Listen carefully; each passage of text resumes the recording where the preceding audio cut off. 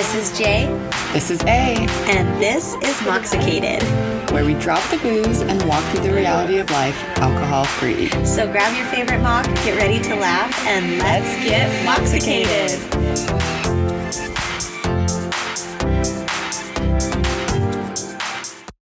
Hello and welcome back. Hi, happy Mocksicated Day. Happy.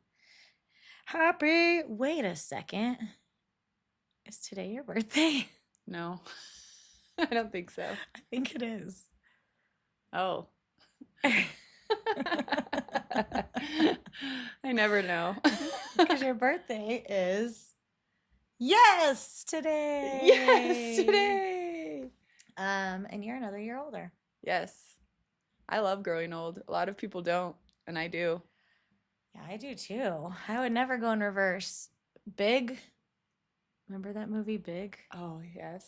Where he was a kid? Oh, wait, that's the opposite. No, you're thinking of Benjamin Button. Yeah, I'd never be Benjamin Button. And I've actually never even seen that movie, so that's probably where my hairs got crossed. But yeah, why would I go back in time? A lot of people want to stay young. Young Not forever. me. Isn't that even like a popular song? It used to be. Used to be. Yeah, no, I would like to get old and be just wise and gray and talk like that. People will avoid.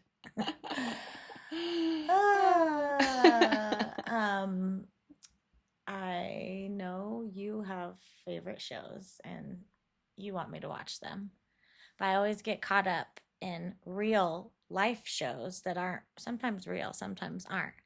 And I've been watching a love story. I think hockey is very real. So if you know, you know. And DM me. We can talk all day. People. Oh, okay. And so Love Story, you've heard of it, yes? Yes. JFK Jr. I tried to start it because of you in Snoozeville. Fell asleep in the first 5 minutes. Such different zoops because I just like live for it. I was sobbing on a plane for it. But it's just like I don't know how to like make sense of it because it's obviously fictional. They did read like a lot of books and study a lot of material on these real life characters, but I guess they're just like filling in the gaps, and the Kennedys are not happy about it. Ooh. I'll have to try And it again. other people around are like, that's actually not what happened. And Daryl Hannah, who dated JFK Jr. for a while, is portrayed in an interesting way. I'll just say that. Okay. And she, I guess, has never commented on their relationship ever. And she released a statement that she's like basically saying none of the stuff that's represented happened. But when I watch it in my little world, that's exactly what happened. Like that's their real life. And the actors and actresses that they got, the actor that plays JFK Jr., they didn't find until like the last minute. They almost postponed production, and he like came out of nowhere. Your show has like a Cinderella story like this. He like came out of nowhere. Much more popular. And he like really nails him. It's so crazy. Both actor and actresses. If you've ever watched like either JFK Jr. or Carolyn Bessette talk in real life and then watch their show, it's pretty cool. That is cool. Like, I don't know how they all do it. But anyways, speaking of real life TV, that's what we're talking about today. Reality. Which I like giggled. This wasn't even my idea. No, it was my idea. And I don't even like reality TV. I giggled with joy when you said this. I was like, of course I'll talk about reality TV. What? I could talk about that forever. Because reality TV has since inception, whatever, creation, has captivated me. Yes. I am a reality TV girl first. I will always watch reality TV, whatever I have on my schedule before I watch anything scripted, anything fiction. It's interesting because books, I'm kind of like that too. I'd rather read like self-help or biography than fiction. But yeah, so I've been watching reality TV since it was alive. I think I liked reality TV a lot more when I was younger than I do now. Now, the secondhand embarrassment hurts me. It hurts. Well, and it was so influential because of like it was created when we were younger, and like we got to watch the first parts of reality TV, and it's changed so much, and depending on like what network you're watching and what shows you're watching, a lot of it is scripted. There's a lot of like editing or producer pushing these days, a lot of even on Housewives, which is not edited. These women do come on, and like newer women will come on and like, I forget what they call it, but there's even a name for it. Well, they like play stuff up, or they create their own storylines just because they want to be seen a certain way, and that always flops, by the way. Um, but when it was first created, it was like just like gritty, like Mm, real, and it was like it started with the real world. yes. And that we're like a little young. I feel Yes. like I watched Real World, Yeah, so did I. and I think it's because we had older siblings. Yes. But I don't have like clear memories of it until it got into like I was older and watching other reality shows that were on. But like the first I know that the first like seasons of Real World were so groundbreaking because as much as it was like showcasing all different types of like that generation, there was people that were learning to connect to these characters in a way that people didn't connect to fictional characters before. And so I think that that's like kind of where the influence started. Is this wasn't like a script, this wasn't a celebrity, these were people that kind of reminded us of ourselves, Yes. or people reminded us of people we knew, or people that we wanted to be like. And so right then and there, like the influence started, as well as the comparison to our own lives. Yes. No, totally. What is the first reality show that you like really remember watching? Well, I say one that it's not that I really remember, but one that I watched every episode of, and this was actually later years, but was like Rock of Love. Oh yeah, And that's later. those But came I always watched like the Real World road road rules rules challenges. challenges. Like Yes. those. Yes, I watched those. And then I can't think of like the timeline of when, because was Jersey Shore college for us, It was or more college. Did you not watch Laguna Beach? oh yeah, but I don't. Yeah. Is that a reality? Would you say? Oh yes. Yes. Sorry, Yeah. I was getting the OC and Laguna Beach. I'm like, that's not a Yeah. reality. Yeah. Yes, no, Laguna Beach. Yeah. Yes, Because of I think that course. that's Oh my what God. happened next is like they, for Road Rules and Real World, it was more college and like I would say like Gen X. And they moved down into the millennials because the first, well, I feel like Lauren Conrad's class was class of 2004, and then Kristen Cavallari and Steven and all of them were class of 2005. So they were just a couple years older than us. Yes. And I like my first love was actually in that graduating class. And so these were people that we literally could connect with. And I Yes. think that Laguna Beach was, I mean, I remember going to Hollister and they had the Team LC and the Team Kristen shirts. Yes. And it just infiltrated how we all acted, how we saw ourselves, how we talked. Like, we all started saying Dunzo because Kristen Cavallari said like Dunzo about her car in that famous scene. And um, I think too for us as New Mexicans, like California was always so so like cool, cool and dreamy and glamorous, glamour, like all of yes, it. And so the fact that they were there too on the on beach the all the beach, time. like Yeah. you know, I think that that was huge too. But in like general, which not all of it's reality TV, but I feel like MTV, like in my earlier years, was a huge part in like Yes. seeing spring break play out. Like I mean, because we do have older siblings, but I feel like I remember watching MTV spring breaks in elementary school, Yeah. like middle school. I think that the like the live TRL, all of Yeah. that stuff started happening after they got like that Real World Road Rules kind of success. And before Laguna Beach, we went to New York City in 5th grade and I made my family go to like TRL and Really? watch it. That's So so cool. it was that Yeah. young for us. And it's actually kind of funny when we would stay at my grandma's house. there was like only a couple TVs, and my grandma and my dad would get so mad when we were watching MTV and like force us to turn it off. And one time we snuck out and they fell asleep watching MTV, so they must have been like watching to see what we were watching. But those spring breaks were awful. Like looking Yeah. back on it, it was so awful. There's wet t-shirt contests. Yes, there's like young, sexy girls like that they pull up on Yes. stage, and literally that's what I thought spring break was going to be. Yes. And I don't think that back then they hid the drinking. They didn't talk No. about it. It's not like they were like, everyone's doing shots at this club or everyone's drinking. It was just like it was almost like an unspoken thing. Like they had it in their hands, or they were drunk or had been drinking, and they just kind of like filmed it and didn't like try and hide it, as where like nowadays, if Yeah. it was a teen show, they wouldn't let that happen. And on Laguna Beach, they were drinking champagne a lot. They were drinking before, like you could tell when they were drunk at the dances. And then Yes. they go to spring break. And they all get drunk because it's Mexico and they're of age or whatever. And there's just so many famous scenes from that in high school.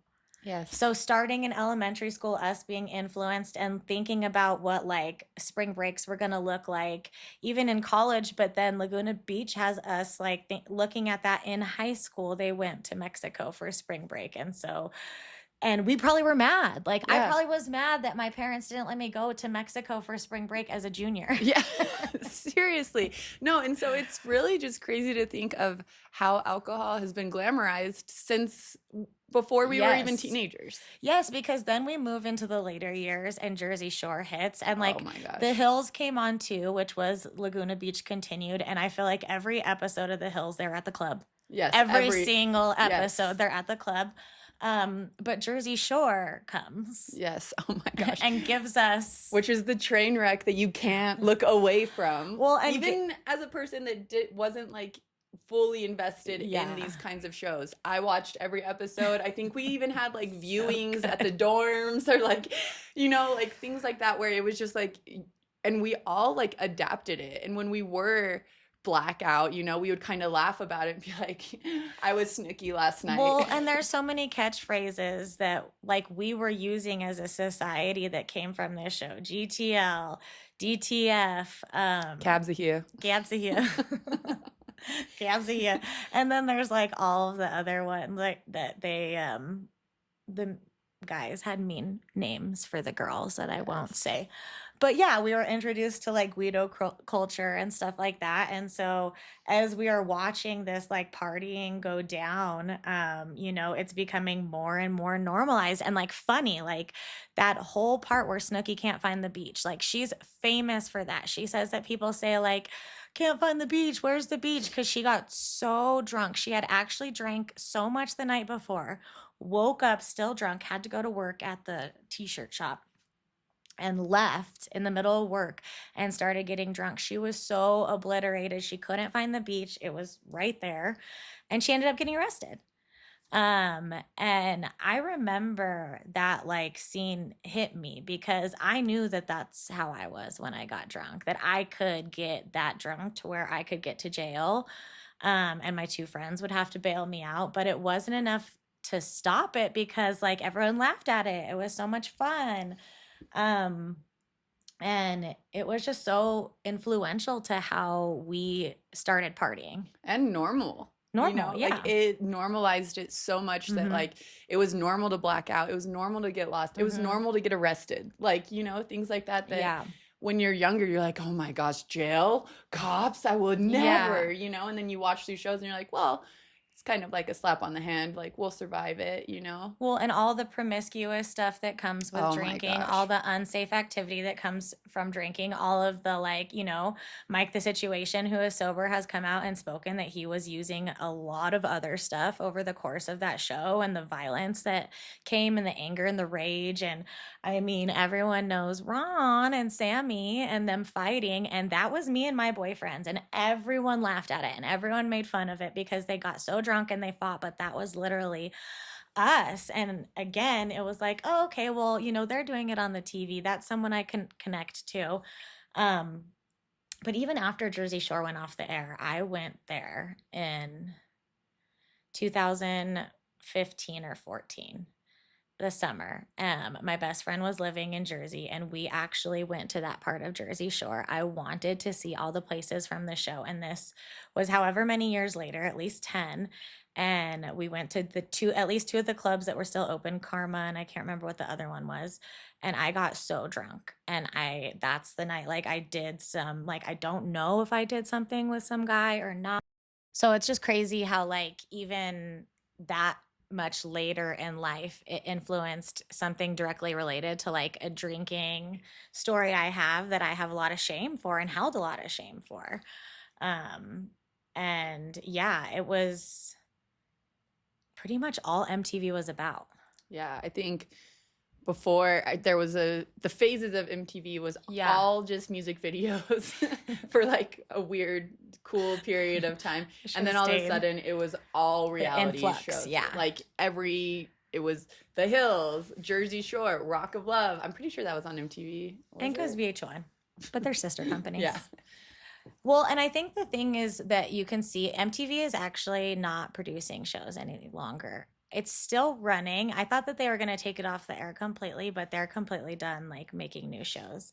And I just feel like MTV is such a story of like they saw something that like grasp on, and then they oversaturated it and oversaturated over and over and over. And how many Jersey Shores are there? How many like episodes of that show with this Rob Deerdeck are there? I mean, like there's so many. And then it went into Teen Mom and all of this other stuff that was just, they were just like looking for their next dollar. And all of us at such a young age were taking it all in. It was affecting our psyche. And then we get into college, Jersey Shore is continuing. And yes, like still to this day, my favorite shows are Rock of Love and Flavor of Love. Yeah. Like they'll never be able to replace that.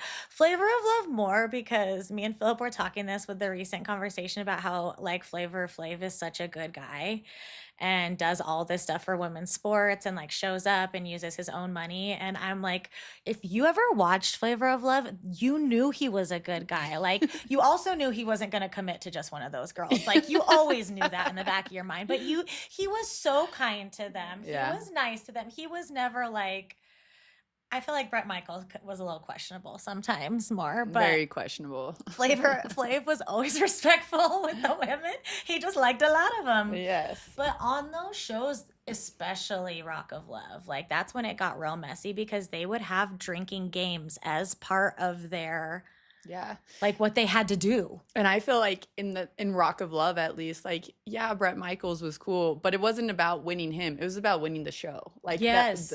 those type of chicks. And two, I wanted to be them. I wanted to be like Jess with the pink hair. But she won, right? I think she was like in the top two. She won. Yeah, I don't think. Okay, because we never saw what he looked like without his bandana. Yeah.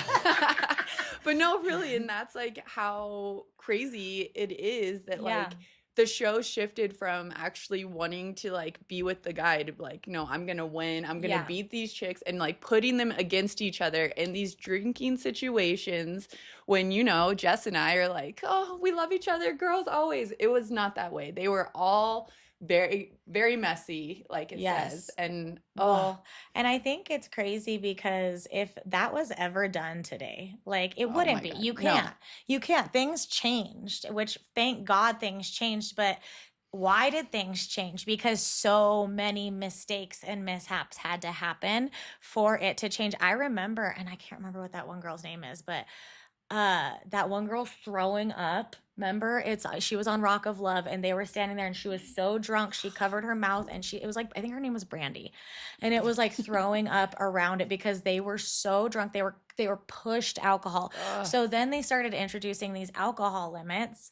And I think that those dating shows, of course, started directly reflecting whether Bachelor and Bachelorette wanted it to, what they were going to do.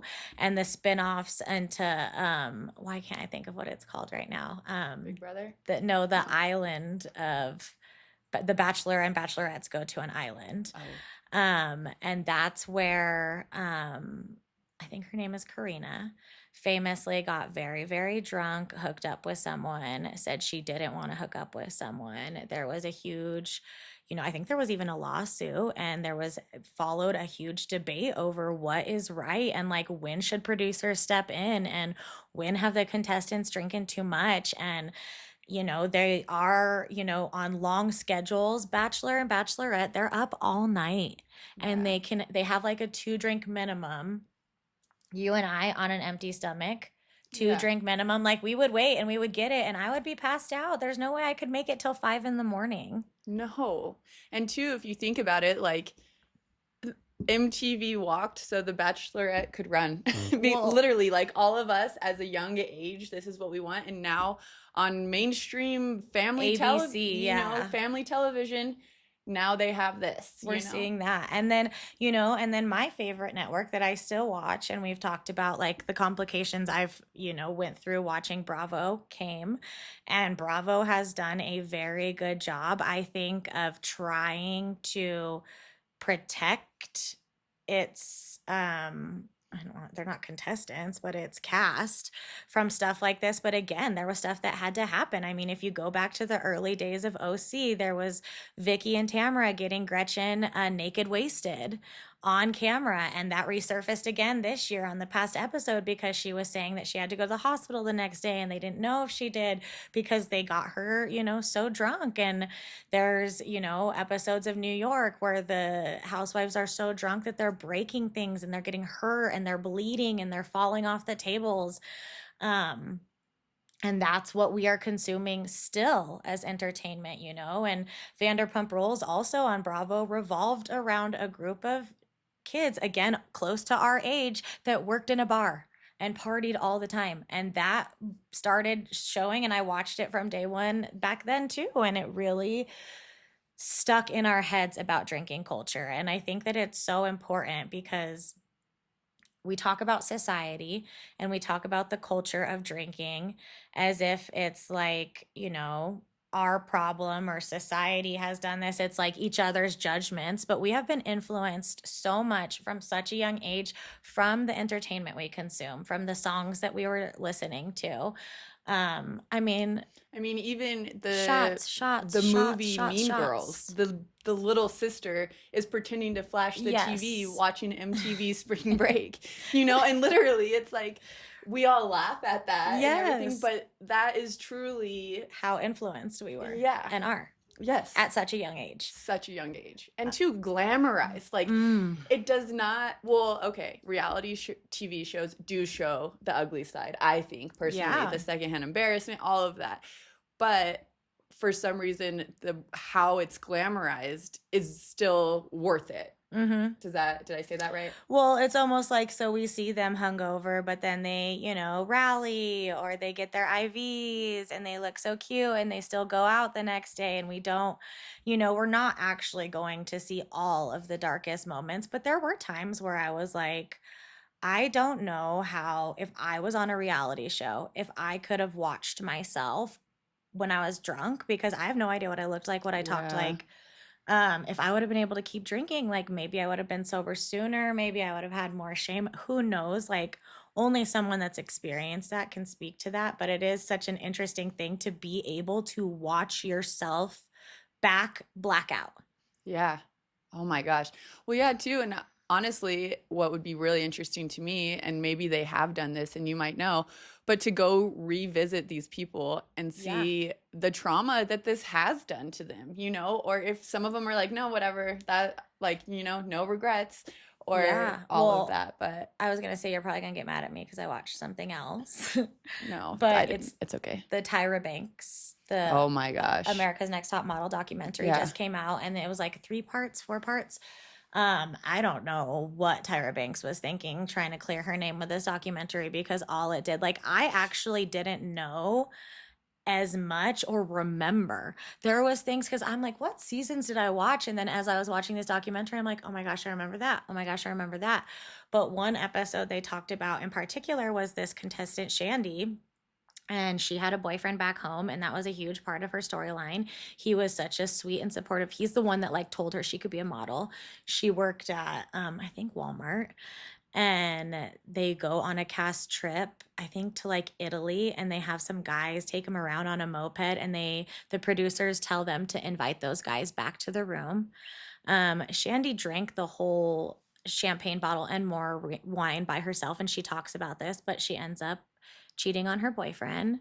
She doesn't remember a lot of it, and it was then part of the storyline. The producers made her call and tell the boyfriend on camera, Ugh. and apologize to her afterwards. And so she talks about it, and she talks about how much it affected her and how much she wishes that production would have stepped in, how shameful it was. And it was, as a sober person, it was like gut wrenching, Yeah. gut wrenching to watch. I was equally mad as I was sad to for this girl to have had experienced this and have had it experienced on the public screen, because there's just so much of exploitation that can happen in these moments where you're not in control of yourself. We all know that that can happen in our daily lives as drinking. So imagine if you were putting yourself in like the reality TV scene and opening yourself up to that. It's just sad. So yeah, Yeah. there are people that have come back and revisited it, and I can't imagine how that feels, you know? Yeah. No, I have watched a little bit, and only because I just haven't had time to watch more of that. But I tried out to be on that show, and I even Yeah. like exploited myself to be like, I have scoliosis, I have a hump, I'll be Yeah. different, like, all of these things. And it's like, thank God I did not get that, because those are my height of my drinking college when I Yeah. did do that. And the things that would have been on national television of me doing, and the way that I internalize my feelings and Mhm. my shame And and the my way you would guilt. have like performed. Yeah, I would have been like, honestly, that could have broke Yeah. And so it's like, it's really crazy. And we do have a friend that was on that show, and she is from Albuquerque, and she has actually been on multiple podcasts in the last couple of weeks talking about all of this, and it really Yeah. is so crazy. Well, it's like, we always talk about how we're so thankful that we don't have like any of our worst moments on Snapchat or Instagram or even Facebook for that matter, because, our albums have been heavily edited if you still have a Facebook. But, you know, that's one thing. And we are so lucky that we don't have those, but that we haven't showed our entire behavior to a national audience, a global audience, Yeah. and to those who have and have been vulnerable enough to share these parts of their story and probably grow from it and come back and revisit it like Shandy did. Like, we're so thankful for you and grateful that you're able to tell your story and have that experience, and sorry that you also like lived through such trauma, because we've all been in positions where we felt like we were taken advantage of, and to have that on television would be devastating, like you Yeah. said. And so I think it's really interesting to look at how much this plays a role into our lives, because still to this day, reality TV is running rampant. And now we have like the added mix of like Social social media, media influencers, influencers and all, whatever they're doing. our children. Oh. And so really, when you are feeling cravings in social settings, when you're feeling like you should be drinking, when you're picturing something, really ask yourself where that's coming from. Is that coming from an image you're creating in your mind, in your heart, or is that coming from something that you saw portrayed on your television screen? Is that coming from a Bravo vacation? Even from something fictional, from the songs that you used to sing, like you want to go be nostalgic and listen to your songs, and every single one of them talks about drinking. Understand like what you are consuming, where it's coming from, and it's not a story you're telling yourself, it's a story you've been told since we were however young you were. Yeah.